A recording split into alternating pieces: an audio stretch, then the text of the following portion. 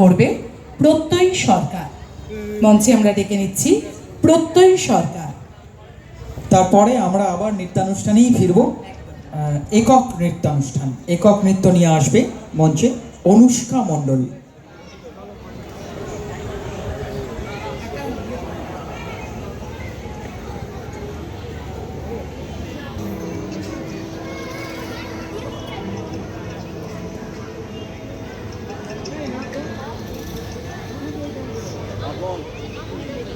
নমস্কার।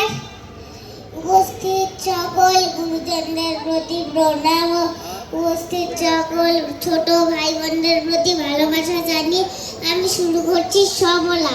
লিখেছেন কবিগুরু রবীন্দ্রনাথ ঠাকুর। নারীকে আপন ভাগ্য জয় করিবার কেন নাই দিবে অধিকার। হে বিধাতা নত করি মাথা পথপ্রান্তে কেন রব জাগি। ক্লান্ত ধৈর্য প্রত্যাশা করুণের লাগ দৈবাগত দিনে শুধু শূন্যে চেয়ে রব কেন নিজে নাহি লব চিনে। সার্থকের পথ কেন না ছুটাব তেজে সন্ধানের রথ দুর্ধর্ষ অশ্বের বাঁধি।